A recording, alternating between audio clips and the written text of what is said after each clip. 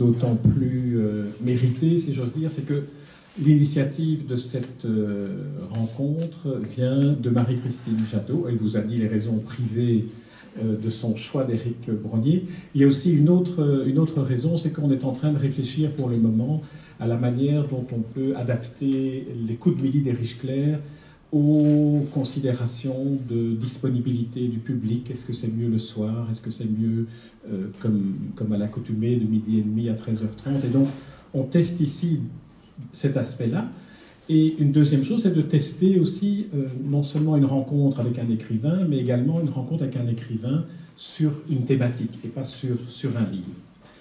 Alors, présenter Éric Brognier est une tâche qui est qui serait beaucoup trop longue parce qu'il a fait beaucoup trop de choses, il a publié beaucoup trop de livres pour qu'on puisse en faire une synthèse. Et donc, je vous inviterai à aller sur le site de l'Académie, puisqu'il est académicien, pour voir la notice que Yves Namur lui a consacrée. Et en ce qui me concerne, comme vous le savez, je ne commence jamais une séance des coups de midi sans évoquer Jacques de Decker. Et ici, je vais l'évoquer d'une manière un peu différente, en vous citant, en vous lisant ce qu'il écrivait dans Le Soir, le 14 février 2001, donc il y a 21 ans, ça ne nous rajeunit pas, à propos de notre invité. Éric Brognier s'est hissé au premier rang de la poésie d'aujourd'hui, comme analyste, comme penseur, comme animateur, mais surtout comme praticien. Il est devenu une des consciences de référence dans le domaine, capable du retrait créatif comme de l'immersion dans l'action. Il est un lyrique surdoué qu'aucune scansion, aucune respiration ne rebute.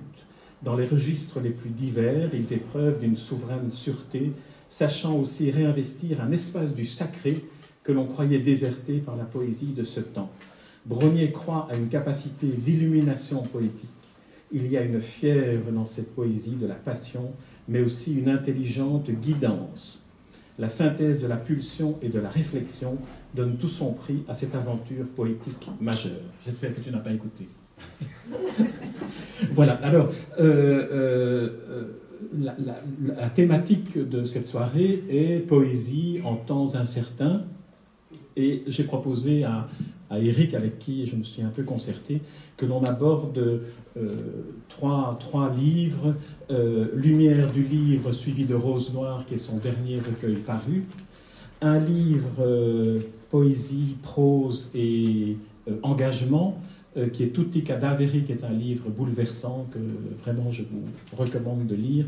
Et alors un troisième livre que Éric a insisté pour qu'on en parle, qui est Radical Machine, puisqu'il nous fera une lecture, sachant que quand vous voyez la couverture de ce livre, vous voyez la photographie d'un homme, d'une personne recouvert, dont le visage est recouvert d'une sorte de masque à gaz éclairé par une lampe, un éclairage vert, et c'est en réalité notre invité qui est dissimulé derrière ce masque lors d'une performance qu'il a réalisée il y a à l'occasion de la sortie de ce livre, parce qu'il est aussi un performeur, comme on dit. Alors, tout de suite, pour ne pas que je parle, mais j'aurais beaucoup de choses à dire sur Éric. La première question, c'est sur la thématique de ce soir, la poésie en temps incertains. Est-ce qu'il y aurait moyen que tu réagisses à cette formulation-là en se basant sur les différents éléments que Jacques de Decker disait, capable du retrait créatif comme de l'immersion dans l'action, la fièvre de la poésie, mais une capacité d'illumination poétique et la pulsion de la réflexion et de l'engagement. Merci Jean et merci Marie-Christine. Par rapport à cette question, Jean, c'est une question qui est ancienne parce que elle a été formulée par Hölderlin déjà il y a 2 siècles et puis reprise par le philosophe Adorno après la Shoah. Comment encore écrire de la poésie après Auschwitz?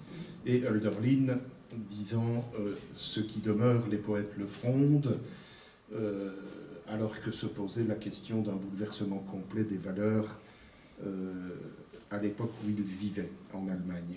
Et donc, on ne peut pas dire que je fasse référence à des événements immédiatement historiques. Ceux-ci font partie d'une histoire qui, somme toute, depuis plus d'un siècle et depuis la fin des Lumières, n'a jamais cessé de bouleverser notre monde contemporain, notre façon de penser, notre façon d'être au monde. Ce qui est intéressant dans la question soulevée par Hölderlin, me semble-t-il, c'est que, en posant cette question, il montre bien que la poésie est, au fond, loin de ce qu'on peut imaginer qu'elle soit, c'est-à-dire une forme de lyrisme, enfin ce que j'appellerais le poème comme selfie, n'est-ce pas? C'est en fait une recherche profondément inquiète de ce qui peut rendre un homme humain ou éventuellement dans une société inhumaine. La poésie est là non pas pour apporter des réponses, elle est là pour poser des questions, pour, comme je l'ai écrit à propos de Fernand Veraison, être un passage et même un décèlement, c'est-à-dire retirer tout appui, retirer toute certitude et nous mettre dans un état de questionnement par rapport à nous-mêmes, par rapport à ce que nous sommes, nous prétendons être, et par rapport au monde dans lequel nous vivons et où nous avons bien sûr tous une implication.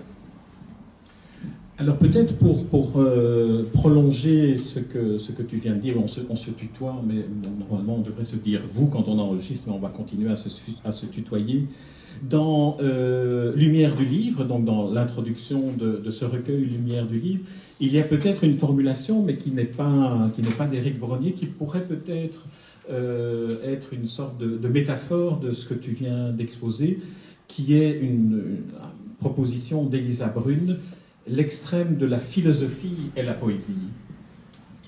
Oui, Elisa Brune, qui nous a malheureusement quittés bien trop tôt, est une autrice qui m'a interpellé par ses réflexions sur les liaisons qu'elle établissait entre précisément le questionnement sur le sens, le questionnement sur qu'est-ce que l'identité humaine, et en même temps en désignant au fond comme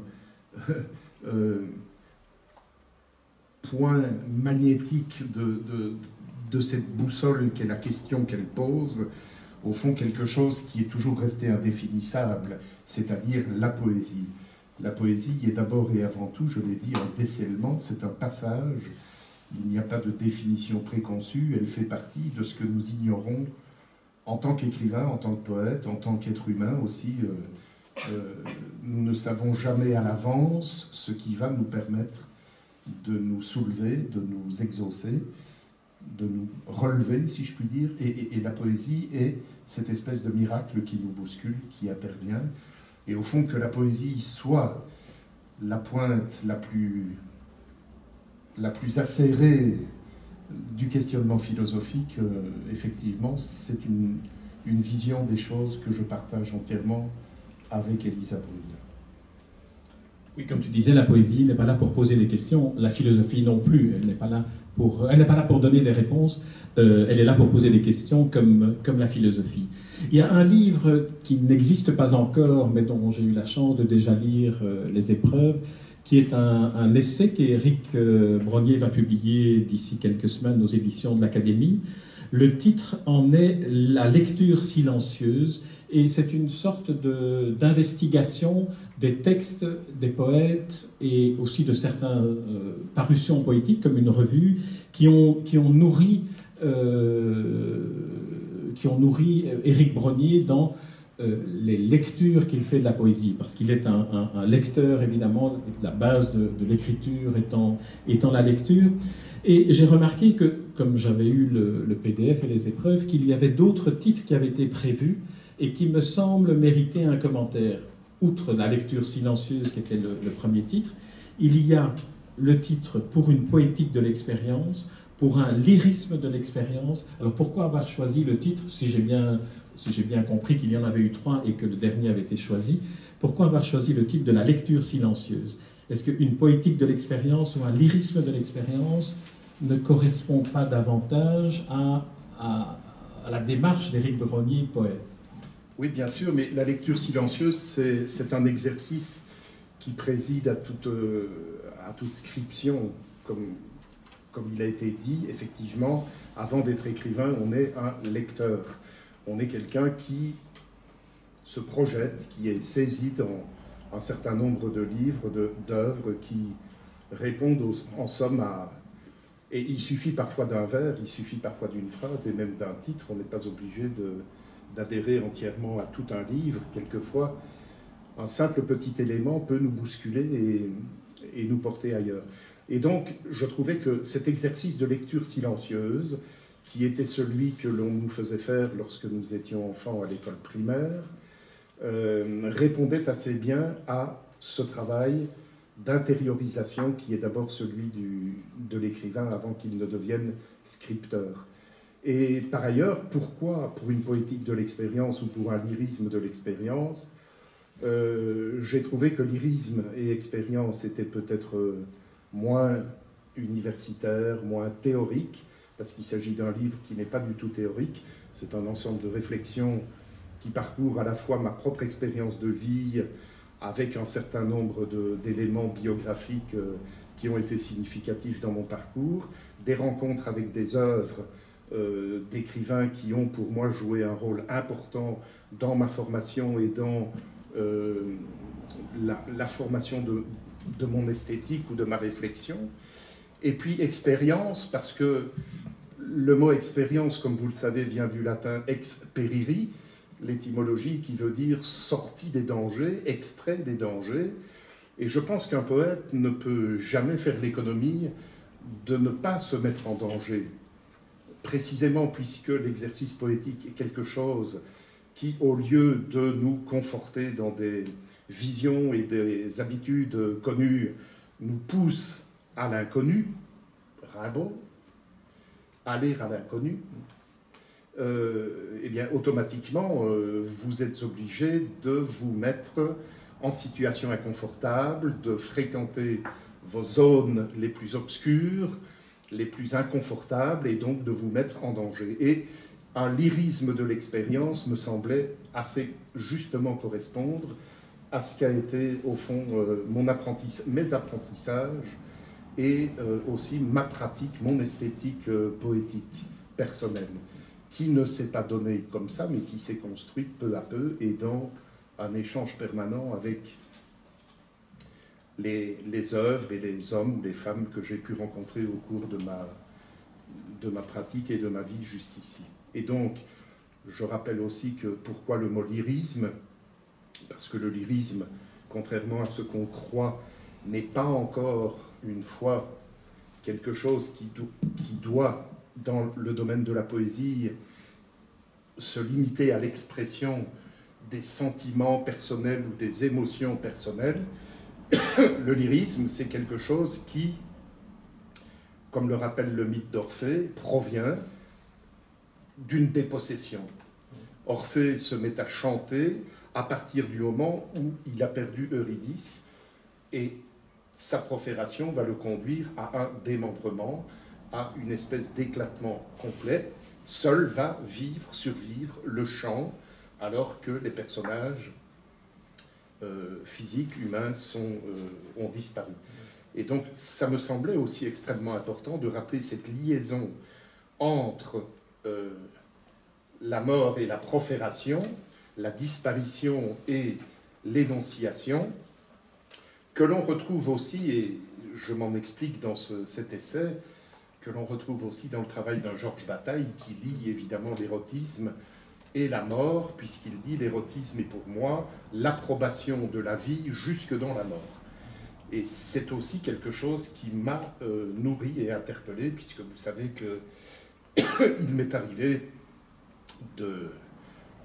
d'écrire et de travailler sur cette thématique érotique, notamment dans le livre À la table de Sade, mais aussi dans Rose Noire, auquel tu faisais allusion tout à l'heure, à propos de Lumière du livre. Absolument.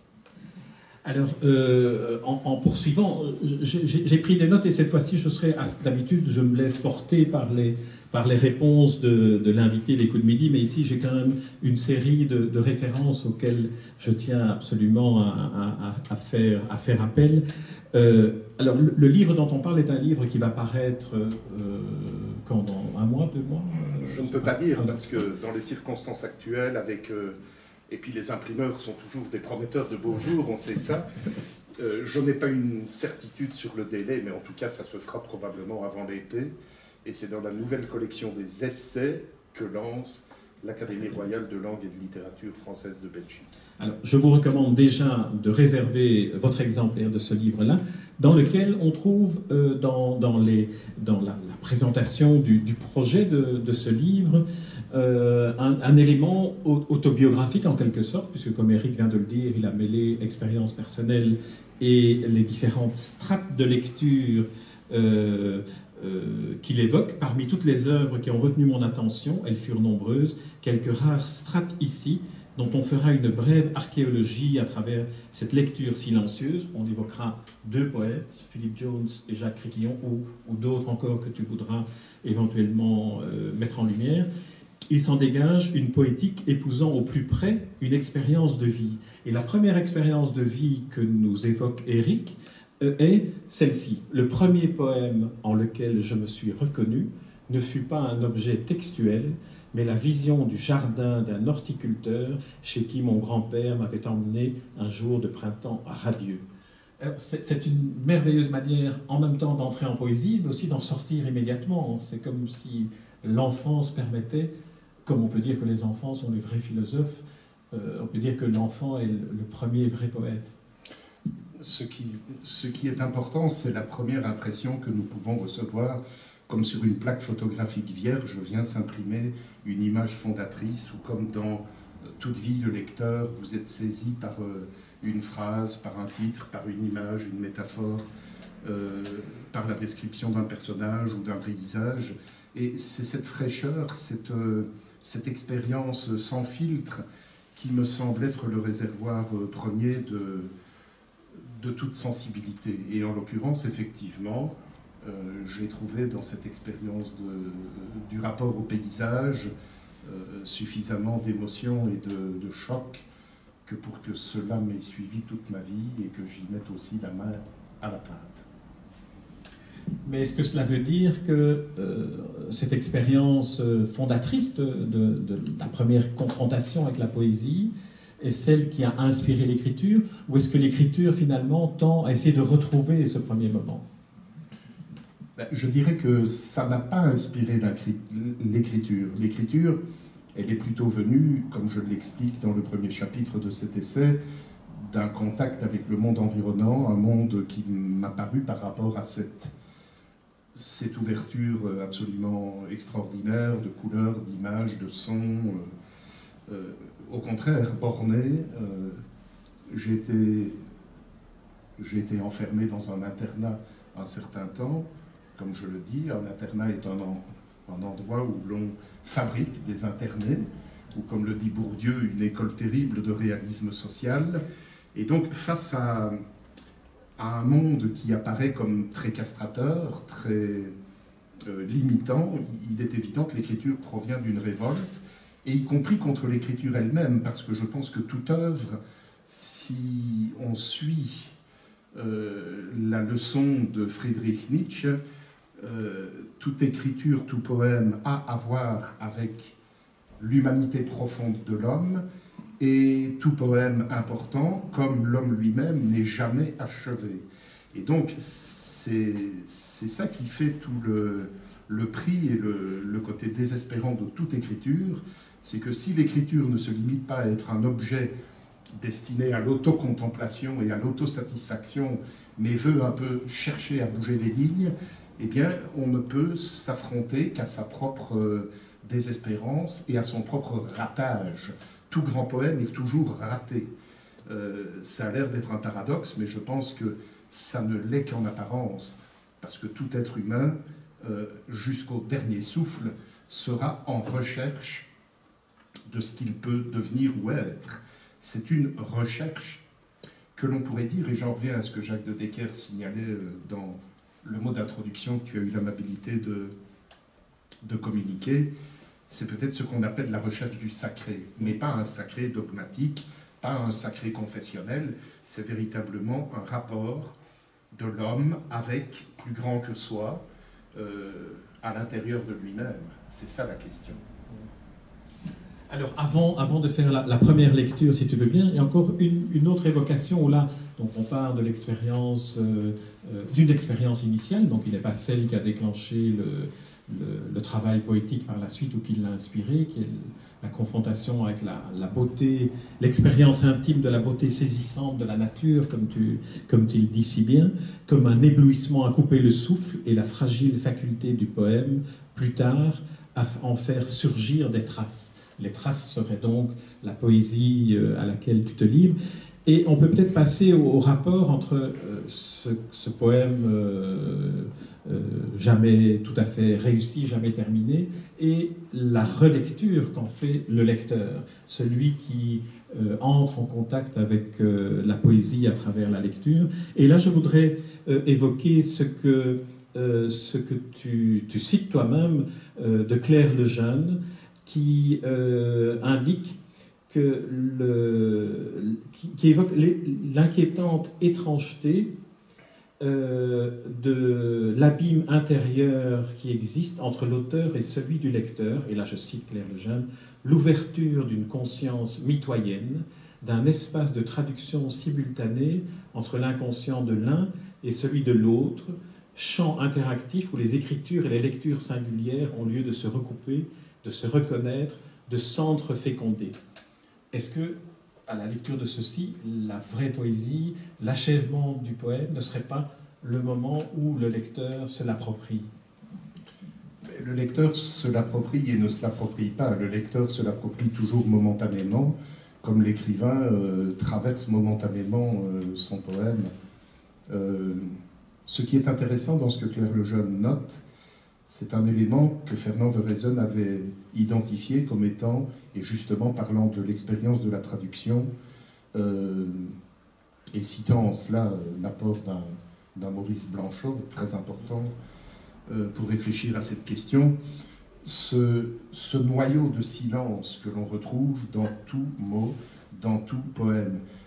Ce noyau de silence, cette espèce de creux qui n'est pas une absence, c'est un creux, une espèce de matrice prête à accueillir quelque chose, on ne sait pas quoi, mais sans laquelle il n'y aurait que du trop-plein.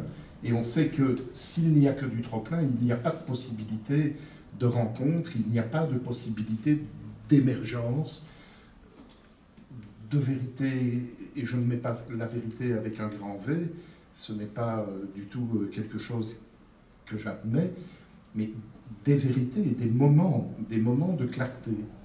Et sans ce creux, sans cet obscur noyau de silence, sans ce rapport au paysage qu'on retrouve de manière éminente dans l'œuvre d'un Philip Jones, par exemple, ces rapports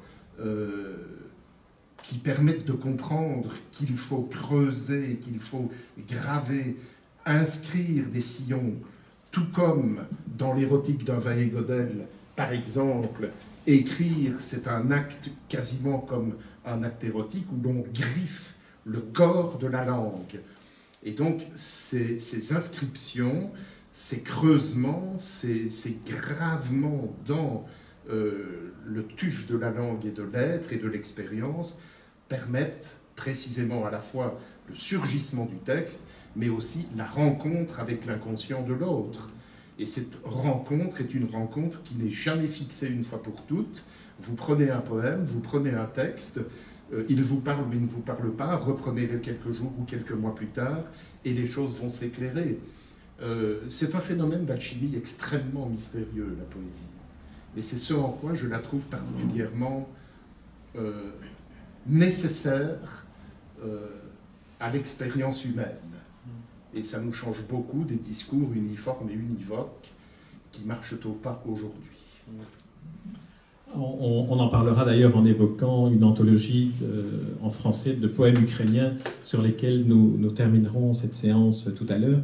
Alors, prolongeons encore l'analyse, mais l'évocation du phénomène de la lecture avant d'aborder le livre, l'essai et les différents auteurs, et quelques-uns des différents auteurs que tu as évoqués et qui constituent ces strates. J'aimerais te citer à nouveau et citer Paul Willems à propos de la lecture. Tu l'as dit, un écrivain est d'abord un lecteur. Rimbaud, Breton, Michaud furent mes premières secousses. On n'en sort pas indemne. Le quatuor se complétera, Baudelaire ne pouvant être entendu à 20 ans. il faut à sa compréhension un peu plus de maturité. Et ici, tu cites Paul Willems, qui rejoint un peu ce que tu évoquais en mentionnant ce mot sacré dans les multiples sens qu'il peut avoir. Paul Willems écrivait « Je n'ai jamais lu pour apprendre, mais pour tenter d'entrer dans les jardins secrets de la poésie et de la pensée. Je lis comme je suppose que l'on prie. » Magnifique phrase. Oui, tout est dit, je n'ai rien à ajouter. Oui, non, tu dois ajouter. Et que dire d'autre? Comment pourrais-je faire du métadiscours sur cette phrase absolument merveilleuse de Paul Willems, qui est un de nos grands écrivains et que l'Académie vient de republier à juste titre, notamment son livre « L'herbe qui tremble », qui est un chef-d'œuvre.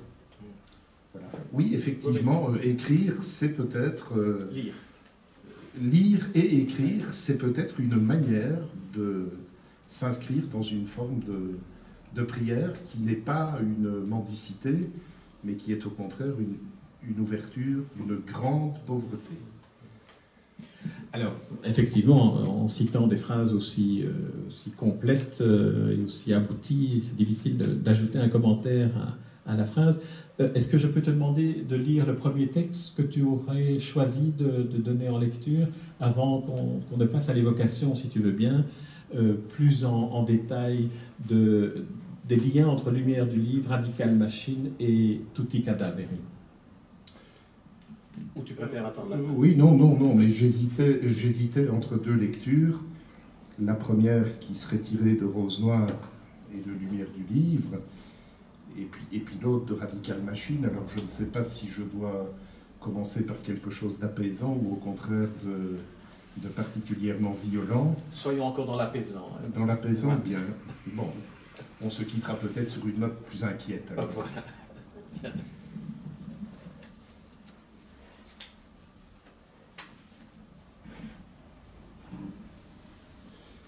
La rose ouvre la rose en son mêlé intime, car le blanc et le noir, en leur chemin, sont complémentaires et dessinent la voie du vide parfait où chacune déplie l'autre, pétale après pétale. Entre l'aube et sa rosée qui pleure, en ce crépuscule où luit la voie lactée, et l'opalescence où l'infini prend source, la rose est dans la rose, et la rose est illimitée en chaque frisson qui l'éblouit sous cette lumière qu'on appelle la vie. Qui es-tu, rose, en ce mois de mai, resplendissant de toutes ces blancheurs, jeune pétale en avalanche sous des ciels encore changeants, cœur serré qui veut éclore et se dénouer au toucher d'un cœur complémentaire, que la brise légère en son toucher agite sur sa tige et qui surgit des pierres bordant un chemin qui n'existe pas. Qui es-tu, rose, en ce mois de mai, sinon l'éclair entreaperçu et sitôt disparu. Le jour est lumineux comme cette source, et ses blancheurs partout aux branches, où la rose à peine éclose se ressource. Mais pourquoi donc tremble-t-elle jusqu'en son cœur d'un froid tout à coup assassin? Quel fragile bonheur faut-il en cet instant tuer? Dans le cristal figé, où neige encore la promesse d'un éternel été. Évidemment, on reste sans voix après la lecture. Ce n'est pas le lieu d'évoquer ou de commenter le poème. Ceci dit, j'ai quand même une question que j'ai l'habitude de poser aux écrivains, aux dessinateurs de bande dessinée, aux écrivains de fiction, aux romanciers, qui est d'essayer d'entrer dans l'atelier de l'écrivain, essayer d'entrer dans l'atelier du poète dans ce cas-ci. Est-ce qu'il est possible de répondre à une question comme celle-ci? Comment construit-on, comment sent-on qu'un poème est en train de se former, de se construire, et comment sait-on qu'on est arrivé, même si un poème n'est jamais achevé, à un moment donné, on sait quand même, comme le peintre devant sa toile, je ne peux plus ajouter ni retirer. Est-ce que tu peux nous raconter ça? Ce sera bref, je vais citer Beethoven, parce que c'est une réflexion que Beethoven a écrite dans ses carnets de travail, ses journaux, et elle m'a paru particulièrement juste. Il disait que tout le travail n'était pas d'ajouter des notes et des fioritures, mais que le travail était comme celui du jardinier, comme celui du bûcheron, d'élaguer, élaguer et encore élaguer, jusqu'à arriver à une certaine forme de présence artistique dont on ne pouvait plus rien retirer sans que l'édifice ne soit par terre, en quelque sorte. Il faut suffisamment creuser et élaguer, et c'est en tant que lecteur et membre de divers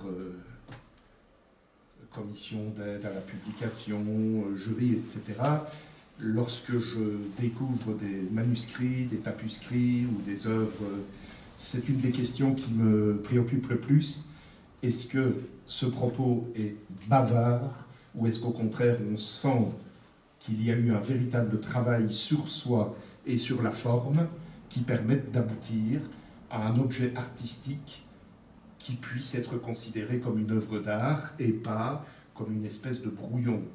Et ça, je pense que cela montre que l'artiste est, comme le disait encore Rimbaud, un horrible travailleur, parce qu'un poète ne peut pas être fainéant, il doit non pas être nécessairement à sa table tous les jours, mais je dirais que même quand il dort, il travaille, quand il fait des cauchemars, il travaille, et il ne peut pas aboutir à une forme suffisamment satisfaisante sans ce temps de maturation qui suit le jet, très souvent immédiat, spontané, l'intuition, mais après il y a un sacré travail à faire sur le texte pour aboutir à la structure. Et je ne considère pas qu'une œuvre d'art ne peut pas exister sans qu'il y ait cette structure, cette architecture du texte, ou du tableau, ou de l'œuvre musicale, etc. L'échafaudage que l'on doit enlever pour que l'œuvre existe par elle-même. Oui. Alors, j'aimerais qu'on évoque un peu, si tu veux bien, une autre manière d'inclure, cette fois-ci, l'écriture poétique dans un texte qui est, si je peux me permettre un commentaire, beaucoup plus un texte engagé, vraiment engagé dans le sens premier du terme, dans le réel, engagé dans l'évocation d'une révolte, engagé dans l'évocation d'une indignation, qui est tutti cadaveri, qui est écrit sous la forme d'une chronique où, paragraphe après paragraphe, on entre dans ce que cette catastrophe du bois du casier que tout le monde connaît, dont tout le monde connaît les événements et la manière dont ils se sont déroulés. Ici, à travers l'écriture par Éric Brognier de Tutti Cadaveri, on ressent, et j'aimerais que tu me dises si cette intuition est la bonne, on ressent que l'écriture telle que tu la pratiques avec ton bagage, ta palette de poètes, permet de raconter un événement aussi brutal et aussi objectif que celui-là, avec une part d'émotion qui nous submerge. Oui, en fait, ce texte, mais il n'y a pas que ce texte, Tutti Cadaveri, qui expérimente une façon de dire les choses qui puisse être à la fois poétique et narrative. Le texte Nos lèvres sont politiques, que j'avais publié il y a un certain temps aux éditions du Tétralire, pratiquait aussi ce genre de ce que j'appelle poésie narrative. C'est assez inhabituel dans le domaine francophone. La poésie narrative est un genre qui est beaucoup plus pratiqué dans le domaine anglo-saxon et surtout aux États-Unis. Un des auteurs que j'ai en point de mire pour l'instant et qui pratique magnifiquement cette écriture narrative, en se nourrissant d'ailleurs de ce qui fait sa pratique professionnelle, c'est Sébastien Févry, qui travaille à l'UCL dans le domaine de l'analyse du discours médiatique et de la communication, qui est aussi féru de littérature américaine et qui me paraît être un jeune poète qui pratique aussi ce genre de poésie narrative telle qu'on peut la retrouver dans Tutti Cadaveri, qui est un texte d'une seule coulée, si je puis dire, dont chaque petit paragraphe est lié aux autres par une esperluette, dont vous savez que c'est un signe qui signifie la liaison, mais qui est un signe appartenant essentiellement à la communication commerciale. Et ce n'est pas un hasard non plus, jusque dans la forme, parce que le propos, c'est bien entendu de mentionner un événement de notre histoire, de le remettre en perspective avec d'autres événements contemporains qui ont précédé ou qui ont suivi la catastrophe de Marcinelle, mais de montrer aussi que, comme d'ailleurs l'ont souligné les juges après la catastrophe, au moment où le tribunal a rendu ses attendus et son jugement, que la vie humaine est beaucoup plus importante que l'économie et que les chiffres et les dividendes, et qu'il s'agit bien sûr de s'assurer des mesures de sécurité et de respect des travailleurs et des êtres humains qui produisent de la richesse. Manifestement, notre époque n'a toujours pas compris la leçon, et sans que la poésie, ici en l'occurrence, ait une leçon à donner, elle se devait aussi de se charger émotionnellement et de manière engagée de ce propos, de cette problématique-là. Parce que je ne considère pas que si la poésie est une voie d'accès, l'extrême pointe de la philosophie, comme le dit Elisa Brune, je ne considère pas non plus qu'un poète ou qu'un intellectuel soit dégagé du monde dans lequel il vit. L'intellectuel est quelqu'un qui prend position, qui éclaire, qui débat, qui jette des questions. Et en l'occurrence, Tutti Cadaveri, c'est un livre qui, dans mon parcours, et pour des raisons aussi personnelles, était important pour moi à écrire. Alors, ce qui est singulier dans ce recueil, dans ce volume, c'est qu'il est double, il est doublement double, si je peux dire. D'une part, il y a la version française, la version originale française, et en regard la traduction en italien, dont on peut se dire que peut-être un peu comme à l'opéra, si je peux dire, la musique serait la version italienne et le livret serait la version française. Première approximation, je dirais, du texte. Et c'est un livre sur lequel j'avais écrit à l'époque de sa sortie en 2017 un article et on avait fait une interview. Et je me suis rendu compte à ce moment-là de combien il est difficile d'écrire, combien il est difficile d'interroger un poète sur la poésie. On a parfois le sentiment qu'en fait tout est dit dans le poème et que donc le commentaire ne fait qu'ajouter une couche qui n'est peut-être pas utile. Mais dans le cas de Tutti Cadaveri, j'ai eu ce sentiment-là que le choix de faire une version en italien n'était pas seulement pour donner accès à des protagonistes italiens ou des descendants des protagonistes italiens, mais aussi pour donner une musique. De même que l'Esperluette, où moi j'ai eu le sentiment à un moment donné que dans le fond c'était le signe typographique qui représentait aussi les chevalets sur dans les mines. Oui, c'est une lecture, je n'y avais pas pensé, mais voilà, on est dans le phénomène de la lecture poétique.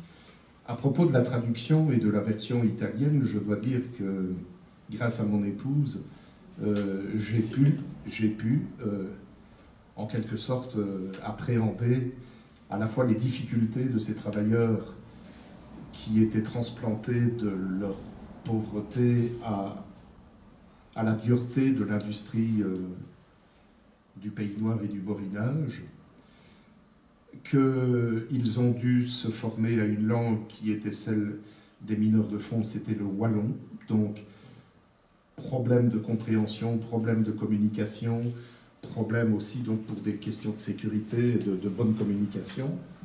Et puis j'ai pu aussi mesurer à quel point il y avait une part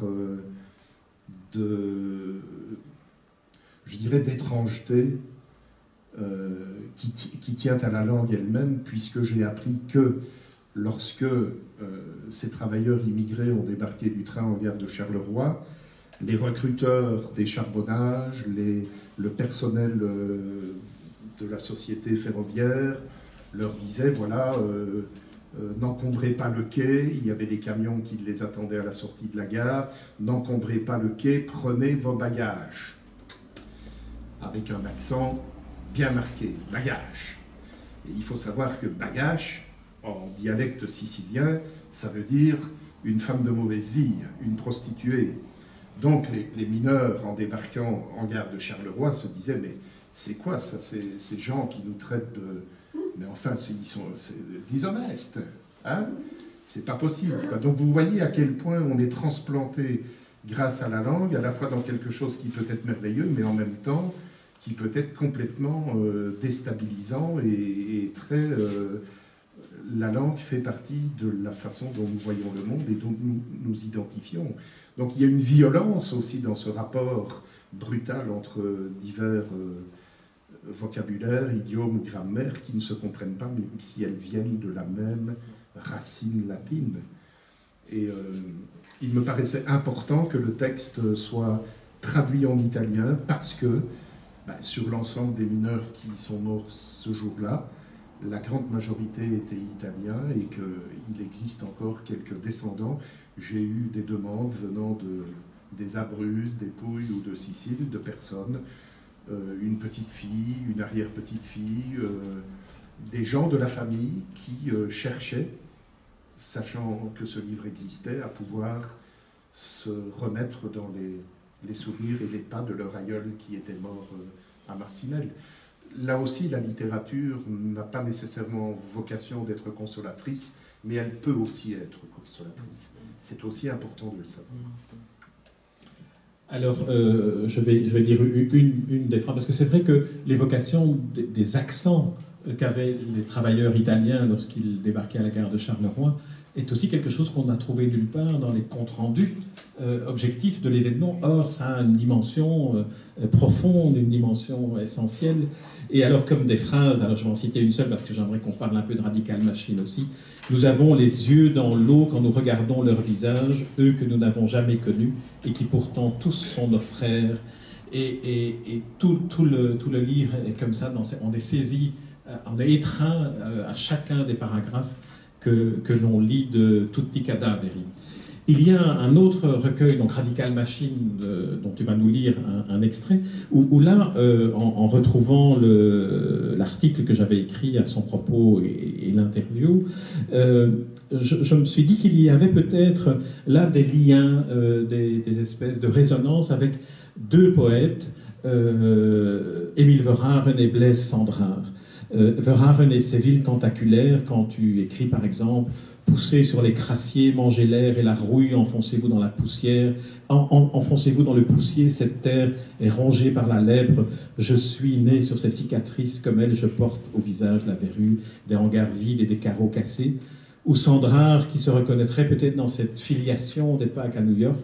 La foule des pauvres est ici parquée, tassée comme du bétail dans les hospices. D'immenses bateaux noirs viennent des horizons et les débarquent pêle-mêle sur les pontons.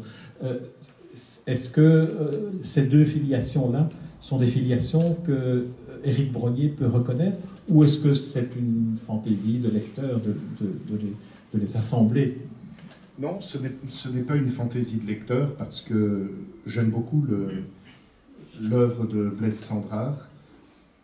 Et puis quant à Verhaeren, qui m'est un peu daté, néanmoins, c'est un auteur qui a un vocabulaire, une rythmique absolument stupéfiante.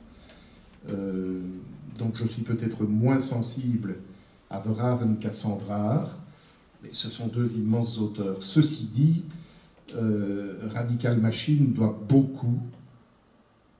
énormément au fait que, comme Jacques Criquillon, je suis un grand amateur de science-fiction américaine, je précise, américaine, la science-fiction anglaise étant une science-fiction à la suite de Orwell beaucoup plus sociologique.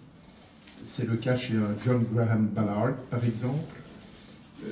Dans le domaine de la SF américaine, on a à la fois, je prends par exemple deux auteurs extrêmement éloignés l'un de l'autre, Ursula Le Guin, que j'apprécie vraiment beaucoup et qui est une ethnologue, une anthropologue qui a recréé des mondes, qui a recréé des civilisations entières, et dont le roman Le nom du monde et forêt, qui a eu le prix Hugo, me paraît être véritablement au cœur de ce que James Cameron a réalisé avec son film Avatar. Et puis, à l'autre bout du spectre, dans un registre beaucoup plus cauchemardesque, il y a cet auteur qui est une de mes lectures de chevet, qui est Philip K. Dick, avec Ubik, avec... enfin, il y a trop de titres à citer, mais Philip K. Dick est évidemment un de mes auteurs de chevet, et il a inspiré beaucoup... enfin, son univers m'a incité à me lâcher dans ce livre. Est-ce que tu veux lire l'extrait que tu avais choisi? Oui. Donc que tu avais annoncé comme étant plus... oui. J'ai oublié le mot que tu avais utilisé. Peut-être plus violent. Et effectivement, sur la couverture du livre, je confirme que c'est bien un masque à gaz de l'armée belge, NBC, que j'ai pu trouver sur une brocante pour 5 €. Il est toujours opérationnel et bien évidemment, on ne peut pas lire à travers ce masque à gaz, mais en l'occurrence, dans une performance avec un groupe rock sur scène et des éclairages, des fumigènes qui ressemblent beaucoup à des gaz et à des putréfactions qui s'élèvent sur notre univers, c'était évidemment important. Dans mes souvenirs, NBC veut dire nucléaire, bactériologique bactériologique et chimique.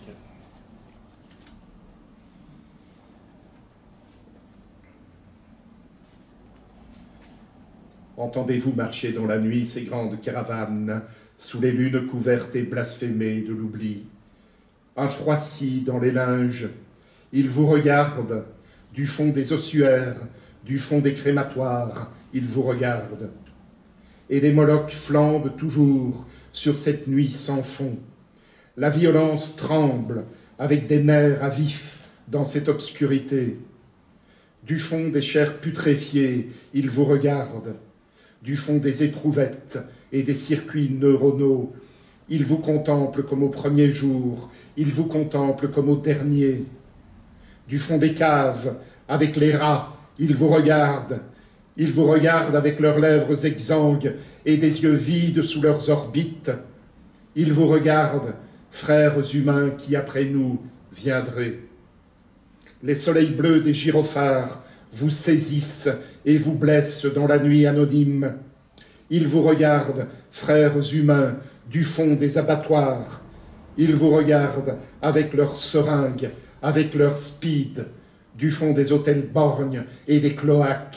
Ils vous regardent, du fond des asiles psychiatriques. Ils vous regardent. Avec des lèvres saignées et des yeux fous, ils vous regardent comme du fond d'un ciel inviolé. Vous contemplez ces éclats par milliards de mondes dont vous ne saurez rien. Le vertige peut-être est sans espoir. Vous peuplerez d'autres galaxies, d'autres langues viendront engendrer des langues mortes. Nous parlons déjà des syntaxes binaires. L'électricité irrigue nos songes et nos mauvais rêves. Vous parlerez en biochimie et en impulsion encore incréées, frères humains qui après nous viendraient. Entre Vega et la constellation du serpent, le fruit de la connaissance aura toujours pourtant même saveur douce amère. Puissiez-vous encore noircir des pages vierges sur quelque lointaine nébuleuse, avec la conscience crépitant au milieu des fibres optiques et des câbles. Vous penserez en équations de logique floue, en théorie du chaos et en géométrie fractale. La blessure originelle toujours prévaudra. Vous penserez à nous, frères humains qui après nous viendraient. Vos processeurs à plasma s'affoleront de grande nostalgie. Entendrez-nous nos noires caravanes, nos pitoyables carcasses, nos soleils malades et très lointains, vous parviendront-ils encore du fond de nos hostos, du fond de nos décharges? Tant d'étoiles mortes brillent encore. Ils ont aimé Ils ont haï, ils sont comme nous, ils sont comme vous, mère, soleil et père, lune, cendre et lumière sans rémission. Un jour, radioactif et radieux, l'humanité délivrée se guérira en supprimant l'aléatoire humain de son état. Vraiment, on reste sans voix après, on comprend peut-être mieux encore ce qu'apporte ce qu'on appelle une performance. Qu'apportait le groupe rock qui accompagnait la lecture ou qui Est-ce que c'était nécessaire? Parce que quand on t'entend lire ça, on se dit il n'y a besoin de rien d'autre que la voix. Non, la performance musicale, c'est un échange d'énergie avec un batteur qui apporte une pulsation de fond et qui joue tout en variation. Et puis une guitare lancinante qui apporte une mélodie, mais une mélodie torturée. Et puis il y a aussi l'ingénieur du son, il y a l'éclairage, il y a tout le décor, je veux dire. Et puis, et surtout, il y a le public qui vous renvoie une énergie différente à chaque fois. Et donc, c'est chaque fois quelque chose, non pas de complètement neuf, mais dont l'énergie, un peu comme un voltage, peut être de haute ou de plus basse intensité. Et je trouve que cette façon, à partir du moment où ce n'est pas du cirque et où ça correspond à l'essence même du propos, je n'ai rien contre la performance. Par contre, je n'apprécie guère le cirque. Mais je n'ai pas vu la performance. Je regrette d'autant plus après avoir lu et après t'avoir entendu, je le regrette. Ah, il y a des vidéos sur YouTube. Ah bien. Donc, à vos ordinateurs. Alors, passons, il nous reste encore quelques minutes, comme quoi 1 heure, et là je me tourne vers Marie-Christine dans notre réflexion sur l'avenir et la manière de modifier éventuellement les coups de midi. Peut-être que ajouter un peu de temps pourrait être nécessaire, quoique. Mais ici je dis ça parce que j'aimerais qu'on aborde un peu dans le livre, dans l'essai qui va paraître bientôt, donc une série de strates que tu explores, d'auteurs qui t'ont apporté quelque chose. Il y en a, je sais pas compter, il y en a 30 ou 40. On ne pourrait pas tous les évoquer et les citer, mais j'aimerais qu'on évoque Philip Jones. D'une part parce que je sais combien vous étiez proche, et d'autre part parce qu'en lisant cet extrait que je vais lire du discours de réception d'Éric Brognier, puisque c'est lui qui t'a reçu à l'Académie, et en lisant une ligne ou deux de ce dont tu dis de Philip Jones, j'ai trouvé une sorte de familiarité, de complicité renouvelée. Alors, voici ce que Philip Jones disait lors de son discours de réception à l'Académie d'Éric Brognier en octobre 2012. « Accueillir un poète est une tâche délicate. Tout poème ne questionne-t-il pas, ce que nous avions dit. Tout texte contemporain part d'un réel ou s'efforce de l'atteindre, et l'on pourrait dire que chaque poème se situe entre ciel et terre, enfer compris. Les variantes entre tangible et imaginaire peuvent être multiples, équivoques ou ténues. Avec celle que l'on voit et que l'on ne peut atteindre, et celle qui est là et que l'on pourrait toucher, nous embrassons, grâce à vous, il s'adresse à toi, la sensibilité de l'univers, et avec le réel, vous jonglez dans l'imaginaire. Toi-même, Éric, tu écris dans le livre à paraître, Philip Jones atteste, jusque dans sa manière de travailler, cela peut avoir valeur d'art poétique, d'une particulière acuité, d'une singulière mise au net, d'une approche à vif, comme le ferait un graveur, des traces, des indices, d'une présence poétique où la réalité et le réel ne forment plus qu'un. C'est par le biais des relations établies entre eux et par l'alliage dans le poème de la matière et du regard qui la révèle que se fait jour cette unité. Est-ce qu'il n'y a pas une vraie complicité artistique, poétique, d'inspiration entre Philip Jones et toi? Je ne sais pas. Je sais simplement que la première fois où j'ai vu Philip Jones, à l'occasion de la présentation à l'Association des écrivains belges de son livre de poèmes, Images, incendies, mémoire, j'ai été complètement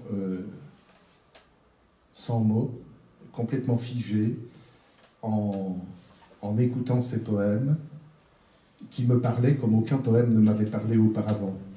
Et peut-être que cette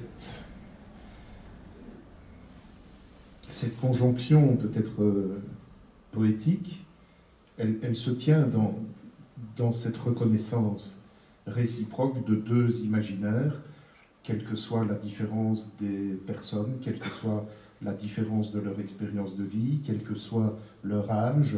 Il y a là comme une forme d'entrée de plein pied dans quelque chose que l'on reconnaît comme étant familier et proche de sa sensibilité. Et c'est ce que j'ai éprouvé tout de suite. Je ne le connaissais pas, je ne l'avais jamais lu, et je vous dis, c'est comme quand vous rencontrez quelqu'un, que vous avez un coup de foudre.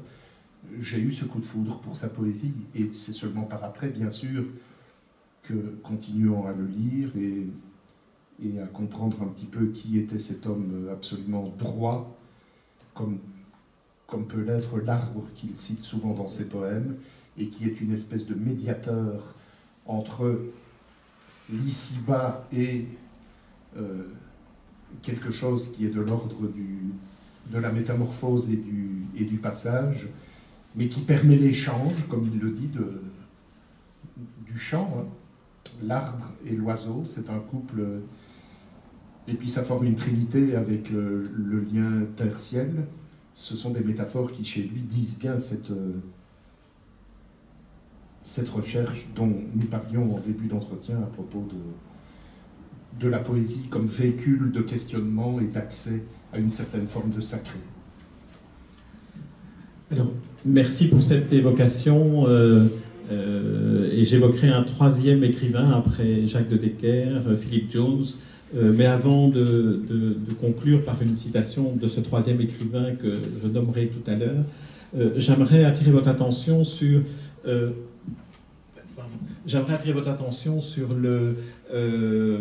on parle beaucoup de l'Ukraine, on parle évidemment de la guerre qui nous oppresse tous par les informations qu'on en reçoit. Alors il se fait que j'ai eu la chance de rencontrer un écrivain, un poète, un traducteur et un éditeur qui s'appelle Dmytro Chistiak, qui est devenu un ami, qui est à Kiev pour le moment dans une maison dans laquelle il a décidé de rester sous les combats, sous les bombes, pendant les combats, à l'époque où la peur étreint les habitants de Kiev autant que ceux du Donbass ou de l'Est de l'Ukraine. Et j'ai eu la chance de pouvoir l'interviewer parce qu'il venait de publier un livre dont je vais vous parler. Et lorsque je l'ai interviewé, vous pouvez voir ça sur mon site en Zoom, il est habillé en costume-cravate comme s'il voulait garder cette dimension-là dans le monde dévasté qui l'entourait. La maison à côté de la sienne était en ce moment, pendant l'interview, en train de brûler parce qu'une bombe était tombée la nuit. Et il a décidé qu'il continuerait son travail d'éditeur, de traducteur et de poète en faisant publier chez Christophe Chauman, éditeur, ce recueil Clarinette solaire, qui n'est pas un recueil de ses poèmes à lui, mais qui est une anthologie de la poésie ukrainienne, depuis le premier et le poète originaire de la littérature poétique contemporaine tchèque, ukrainienne, qui est Taras Shevchenko. Mais je voudrais vous lire un court poème de lui, de Dmytro Chistiak, et peut-être faire réagir Éric par la suite. Le poème s'appelle « Adieu au verger ». Je te vois pour la dernière fois dans l'éclat des vitres du soir. Pour ne pas pleurer, tu chantes, puis t'éloignes, ton sourire disparaît. Je ferme les yeux, je t'enlace encore. Le silence se brise, il flotte sur mes épaules, il siffle dans ma poitrine. Le lys pousse un cri, l'épi s'éclaire dans mon œil face aux marées. D'un coup, le tonnerre râle, les vitres se brisent, la caverne s'ouvre, une pierre tombe de mon regard, un serpent s'élance de mes bras vers les vins assombris. Plus de maison, un rocher, la foudre allume mon cerisier, un instant on le croirait incandescent, mais le voici déjà trop vite brûlé. Je me détourne du feu avec l'hirondelle sur mon épaule. Je sens le sel sur mon visage. Je me jette dans la mer pour quitter ce verger brûlé. Mais je ne me noierai pas. Le reflet de mon cerisier brûlé saura porter vers une terre nouvelle. Voilà, c'était en hommage à Dmitro, enfin en hommage, en reconnaissance aussi pour cette entreprise-là. C'est un livre que j'offrirai volontiers à la bibliothèque en lui demandant aussi de commander un exemplaire de ce livre, parce que cela reviendra dans les ressources de l'association des écrivains ukrainiens dont il est le vice-président. Alors peut-être comme l'heure tourne, peut-être je vais terminer cette présentation, Éric, si tu le veux bien, en évoquant peut-être, puisque nous n'arriverons jamais à élucider ce qu'est l'énigme de la poésie, ni d'élucider la démarche poétique d'Éric Brognier, peut-être est-ce dans un fragment d'un poème qu'Albert Aiguepars, le troisième, qu'Albert Aiguepars lui dédia en 1992, Les décombres du temps, un poème publié dans le recueil Les déchirures de la mémoire. C'est peut-être là que nous trouverons quelques balises pour nous guider dans le cheminement qui n'est pas encore achevé dans la poésie d'Éric Brognier. Voici ce qu'Albert Aiguepars écrivait dans sa dédicace, écrivait dans ce poème dédié à Éric Brognier. Nous enchaînent à elle, le elle c'est la vie, nous enchaînent à elle 1000 complots, des connivences de soleil et de pluie, et dans le lent travail des générations, le mystère des empires éphémères. Merci Éric Brognier. Merci à vous.